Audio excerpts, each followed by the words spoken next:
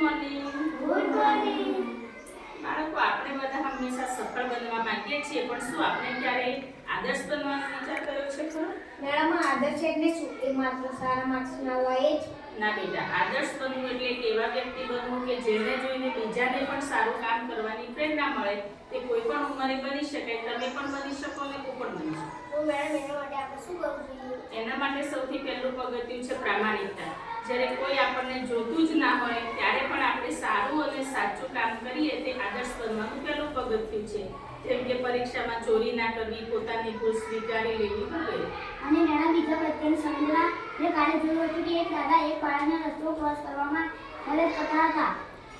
ચોક્કસ, બીજાના દુઃખને સમજવું અને બીજાની મદદ કરવી એ જ તો આદર્શ વ્યક્તિત્વ છે.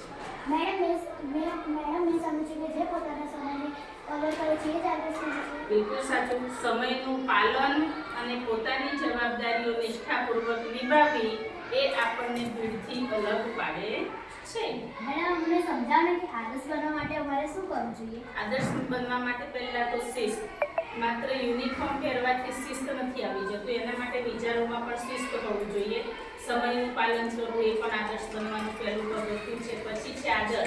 માત્ર શિક્ષકોનો જ આદર નહીં, પણ રસ્તામાં મળતા સફાઈ કામદાર કે આપણાથી નાના બાળકોને પણ માન આપવું એ પણ આદર્શ વ્યક્તિની ઓળખ છે. પછી છે સત્ય. આપણાથી કદાચ અજાણતા કોઈ ભૂલ થઈ જાય, પણ હિંમત રાખીને સાચું બોલવું.